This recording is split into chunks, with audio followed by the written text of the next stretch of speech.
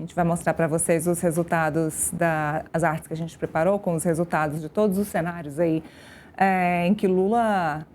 já temos aqui, ó, corrida presidencial, eleições 2026. O cenário 1, a gente tem Lula com 37% dos votos, Jair Bolsonaro, mesmo ainda estando inelegível, com 31% dos votos. Ciro Gomes aparece com 7,5% dos votos.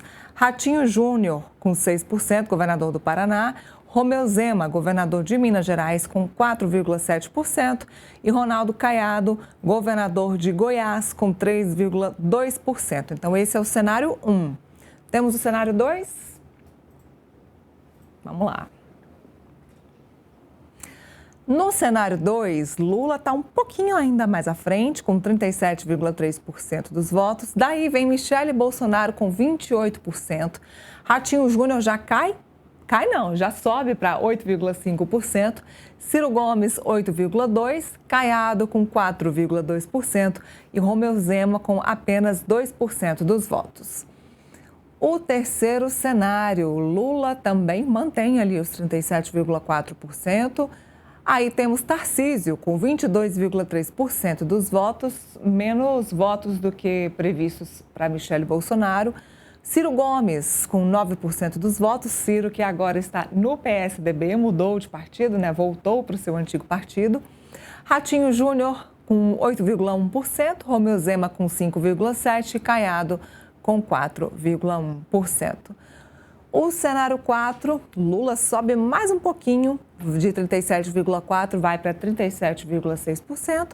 Tarcísio com 19,2%. Perdão, gente, o cenário 4.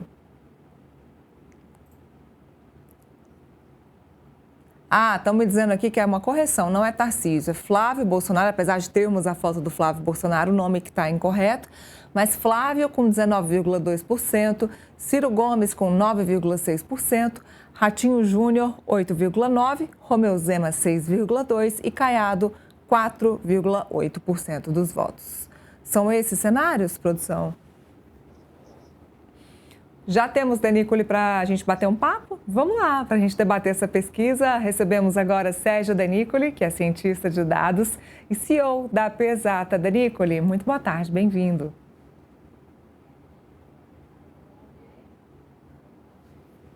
Temos o Denícoli? Bom, enquanto a gente não tem o Denícoli, a gente fala um pouquinho aí sobre as eleições, resultado do presidente Lula subindo, né? Sabemos que essa questão do encontro dele com Donald Trump também pode influenciar próximas pesquisas. Essa ainda não sabemos, é uma pergunta que eu vou fazer para o Denícoli. Denícoli, muito boa tarde. Agora sim. Tudo bem? Bem-vindo. Neila, boa tarde. Obrigado, sempre bom falar com você. Temos aí uma nova pesquisa. Paraná Pesquisas mostram resultados do presidente Lula melhorando, né? Ele ainda à frente nas pesquisas de intenção de voto. O que a gente pode tirar? Porque temos aí nessa pesquisa Michele, Flávio, Tarcísio, vários personagens para fazer essas simulações. O que a gente pode tirar de contexto dessa pesquisa, levando em consideração, além de o presidente Lula estar em primeiro lugar? Então, Neila, eu não seria tão otimista já se eu fosse governista. Eu acho que as coisas ainda estão uma definição um pouco turva, né? É claro que o Lula tem liderado as pesquisas, mas eu vejo, por outro lado, que a direita está muito desarticulada ainda, né? Não há um candidato muito claro. Houve as questões aí econômicas, né? Taxação de Trump, que começa a se resolver, e o Lula vai se beneficiando disso. Se a gente pegar, por exemplo, o caso da Argentina, né? O Milei teve uma vitória importante lá nas eleições de meio de mandato, que mostram que a população entendeu um plano que o governo da Argentina fez e corroborou nas urnas, né? Mesmo que ele não seja um presidente extremamente popular, mas o fato de ter um plano e as pessoas entenderem qual é o plano, qual é o caminho que se quer chegar, eu acho que acabou favorecendo. E eu vejo que no Brasil a oposição não tem esse caminho. E a gente está vendo a questão econômica sendo muito forte, né? O eleitor se definindo muito pela questão econômica, e falta então à oposição uma norma, algo que direcione, um caminho a ser seguido, né? Enquanto isso, o Lula vai trilhando, os índices vão sendo colocadas de uma forma positiva, né? A gente sabe que há um problema fiscal muito grave, mas há questões também que são positivas, que o governo explora muito e acaba se beneficiando. Eu acho que o Lula tem aproveitado muito bem esse espaço político, esse vácuo da oposição, enquanto não se define exatamente qual é o candidato, e aí as pesquisas vão mostrando um crescimento. Mas a gente tem que observar que mesmo o Lula estando num mar de rosas nesse momento, a oposição tem muito voto. Então, qualquer candidato, cara, confrontado com o Lula, chega lá aos seus 40 e poucos por cento. Então, é basicamente um empate, né? Então, se no momento de boas notícias, né, de uma oposição desarticulada, o Lula ainda não conseguiu se firmar exatamente como um franco favorito das eleições, eu acho que tem muita coisa para acontecer. É por isso que eu digo que não seria muito otimista. Eu acho que o cenário está se desenhando, mas a partir do momento que a direita realmente entender que é preciso partir unida para uma eleição, eu acho que o Lula pode começar a ter alguns problemas aí, ou não, né? Ou não. A gente tem que observar também como é que vão ser os passos. Até então, o Lula tem acertado e aproveitado bem as oportunidades dele, né? Denícoli, na nossa última conversa, a gente chegou a falar que um dos assuntos propulsores do presidente Lula foi a questão do tarifaço, que já não era tão propulsor assim. Agora, nessa última pesquisa, a gente pode utilizar qual subterfúgio aí para o presidente Lula? Essas campanhas eleitoreiras, esses projetos eleitoreiros, como a isenção do imposto de renda aí para quem ganha até R$5.000, pode ser um dos motivos para o presidente ainda estar, apesar de não estar um frango vencedor, mas ainda está à frente nas pesquisas? Sem dúvida, né? O Lula vem liderando as narrativas de redes sociais, que eu acho que é o que mais motiva o eleitor hoje, mais forma opinião, ele vem liderando isso há muito tempo, né? Então isso, claro que acaba por beneficiá-lo. E como eu disse, como não há uma norma muito clara do que a direita quer economicamente, o governo vai dominando essas narrativas e vai se impondo. Trouxe uma série de boas notícias, né? Crédito, habitação, reforma para a classe média, questões de isenção de imposto de renda, enfim, o governo vai utilizando o que ele tem, agora começa-se a falar já em passe livre, né? O transporte público, então são questões que acabam influenciando realmente o voto do eleitor. E eu acho também que essa negociação com o Trump tem beneficiado o Lula. A gente observou muito que no dia do encontro, né, no domingo, o Lula cresceu nas redes, a gente observou que nós temos esses dados, né? Ele melhorou quase meio ponto a percepção positiva e vai num crescente. Hoje também manteve estável essa subida que ele teve, tem uma confiança que está crescendo também. E se ele conseguir realmente desatar esse nó, ele vai conseguir mais pontos. O que eu observo é o seguinte, no caso do encontro com o Trump, a direita tem dito que não deu em nada o encontro. Mas a verdade é que há uma narrativa da esquerda dizendo que o Trump não gosta de perdedores, que o Bolsonaro estaria fora do jogo e que agora ele vai se aliar a possíveis vencedores. É uma narrativa da esquerda que tem funcionado bem, as pessoas têm percebido ela, e em contraposição ao que a direita diz que não houve avanços, isso acaba ficando um pouco diluído, porque avanço houve um encontro. Né? E agora as negociações vão continuar de uma forma muito mais forte, mais firmes. Né? Os elogios do Trump ao Lula acabam ajudando, tira um pouco aquela animosidade que havia no início, mostra uma reaproximação dos países. Agora, se vai resultar em algo concreto, vamos ver nos próximos passos. O Trump é, obviamente, um presidente que não se consegue identificar os passos dele com muita antecedência, né? Então pode ser que ele mude de opinião, mas por enquanto o que ele tem feito tem ajudado o Lula. E o Lula tem se beneficiado também. Vamos ver como é que esse acordo vai ser realmente realizado e concretizado. Se ele conseguir fazer com que as tarifas sejam reduzidas e fazer um acordo que seja positivo para o Brasil, será mais uma vitória narrativa para o Lula e mais uma consolidação. O que eu tenho dito muito, Neila, é que há um ponto de não retorno numa candidatura. O Lula está em crescente, né? Como eu disse, eu estaria preocupado ainda se eu fosse governista, porque esse ponto de não retorno ainda não chegou, mas se chegar um ponto em que a população entender que o Lula merece mais um mandato de fato, aí sim vai ficar muito difícil para a oposição. Mas isso ainda está longe de acontecer, ainda as coisas estão se desenhando, a população ainda está tentando entender quais são os contextos, né? Os resultados dessas negociações que estão acontecendo agora vão aparecer mais para o ano que vem, a possibilidade de redução de juros também, que é uma boa notícia econômica, enfim, as coisas estão se desenhando. Eu acho que a partir de fevereiro, né, março do ano que vem, logo depois do carnaval, as coisas aí sim vão se desenhar, a gente vai poder ter mais segurança para dizer não, o Lula realmente está caminhando tranquilamente para uma reeleição ou não. A população está cansada, vai haver aqui uma uma guerra novamente, né, polarizada. Eu acredito que vai haver polarização, mas não de uma forma tão acirrada como foi da outra vez, mas sim muito mais focada em questões pragmáticas, economia, desenvolvimento do país. Mas a gente só vai conseguir perceber esse cenário realmente a partir de fevereiro, porque até então ele está turvo, né, não está tão claro assim. Denícoli, sobre os personagens que aparecem aí nos 4 cenários, alguns deles já eram conhecidos nossos por já demonstrarem interesse em ser candidatos à presidência, como os 3 governadores, Ratinho, Caiado e Romeu Zema, Tarcísio também. Mas temos nesses outros cenários Michele Bolsonaro e Michele, Flávio e Ciro. O que a gente pode compreender desses 3 personagens e dos números que eles conquistaram aí nesses 4 cenários? Então, Tarcísio é um candidato. Tarcísio, Michele e Eduardo são candidatos, né, ou pré-candidatos, nomes colocados, que têm já uma capilaridade muito grande. Caiado, Romeu Zema e Ratinho são candidatos muito regionais ainda. A gente observa isso muito quando a gente analisa o volume de menções desses candidatos. Então, geralmente, é o Lula e o Bolsonaro ali disputando, e a Michele e o Eduardo entram nessa esfera da grife Bolsonaro, né, que é muito conhecida. O Ciro também é um candidato que tem uma proeminência nas redes. Os demais vão oscilando, né? O Tarcísio, eventualmente, por ser governador de São Paulo, por entrar eventualmente também em temas nacionais, ele acaba crescendo. Zema, Caiado tem uma dificuldade muito grande em passar assim, dos 10% de menções, ficam geralmente em 2%, 1% em relação ao que se fala desses nomes que estão sendo apresentados, então eles têm uma dificuldade de se apresentar ao eleitor. É claro que, como o Lula tem uma rejeição alta, quando esses nomes são colocados em confronto no segundo turno, por exemplo, é claro que esses nomes crescem, né? Porque a rejeição acaba por alimentar quem é contra. Eu acho que não estão tão testados, né?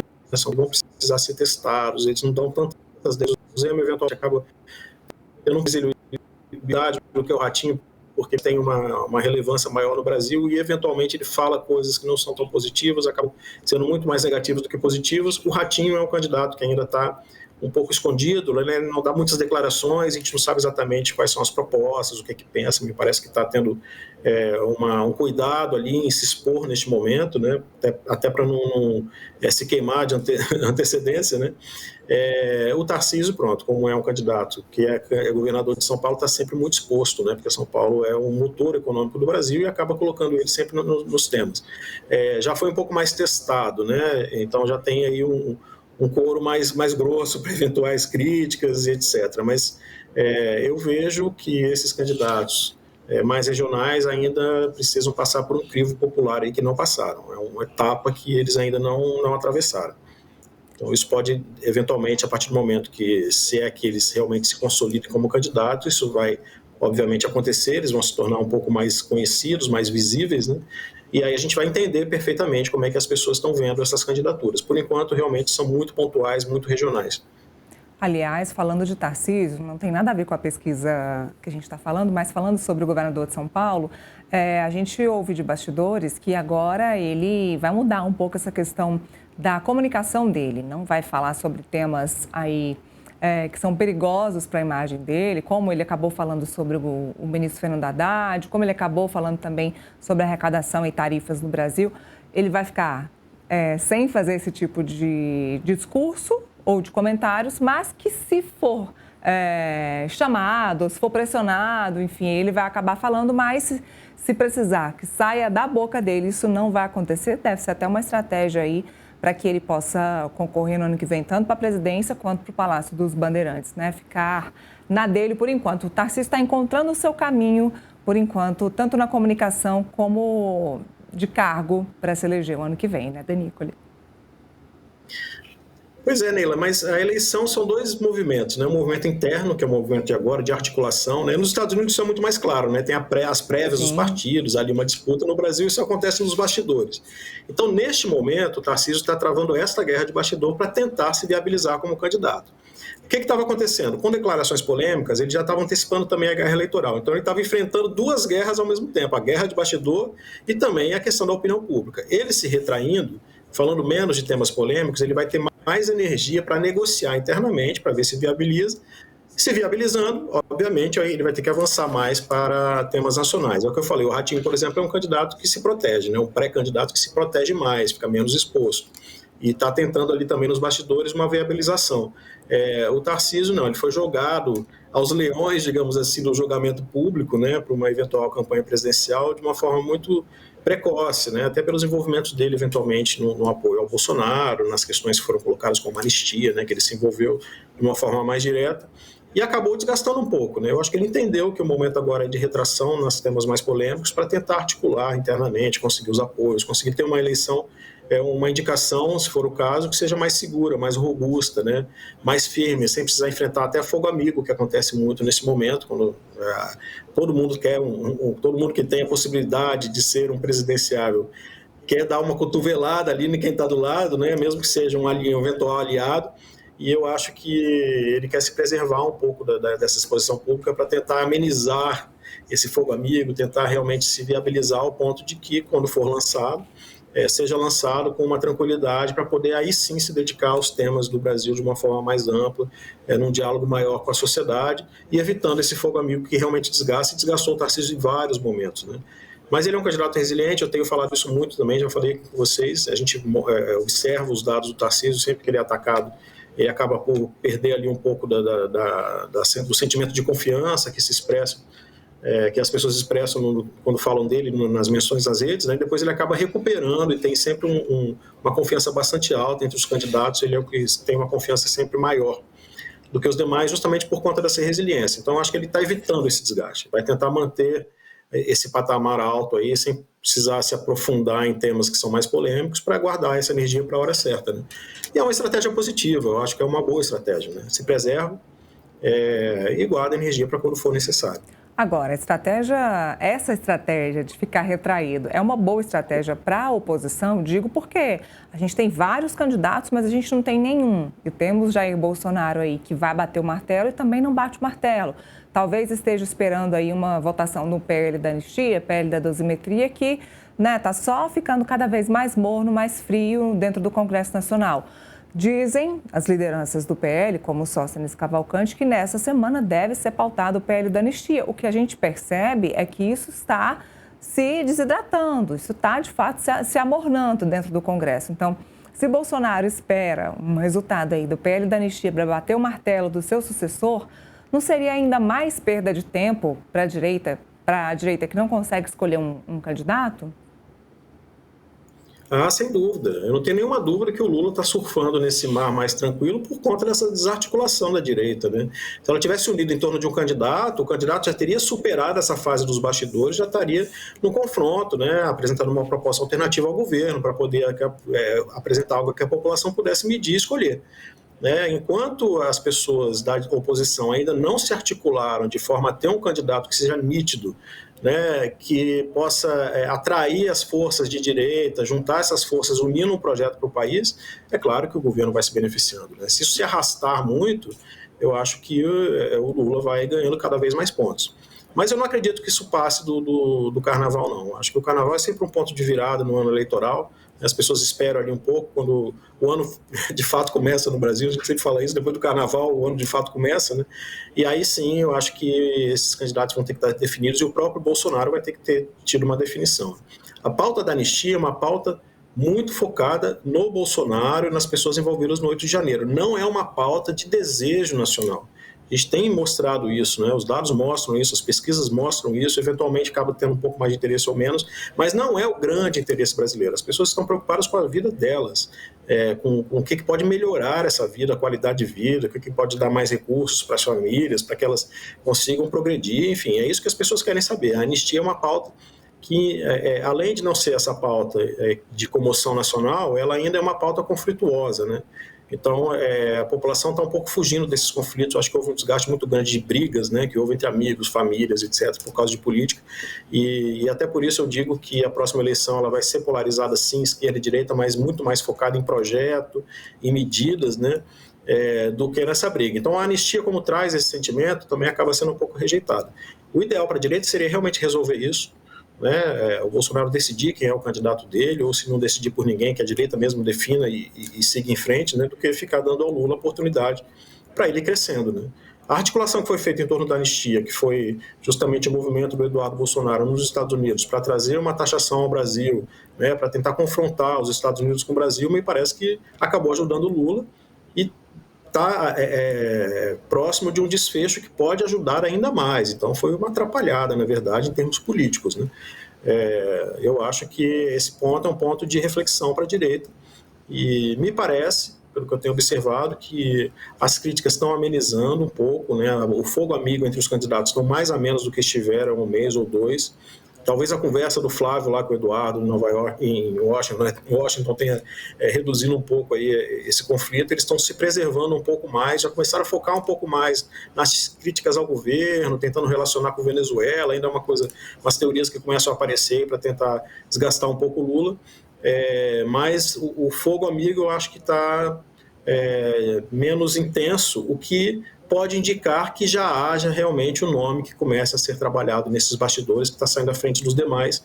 Eu apostaria no Tarcísio, até porque depois da reunião com o Bolsonaro, os ataques a ele cessaram bastante, reduziram, então acho que muito provavelmente vai ser esse o nome, mas é importante que a direita defina o quanto antes para que possa fazer o confronto com um governo que está se beneficiando dessa briga e vai crescendo nas pesquisas, né?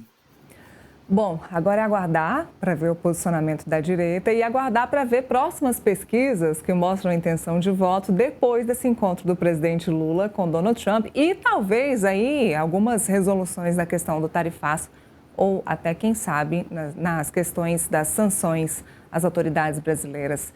Danicole, obrigada mais uma vez pela análise feita aqui para o Contexto Metrópolis.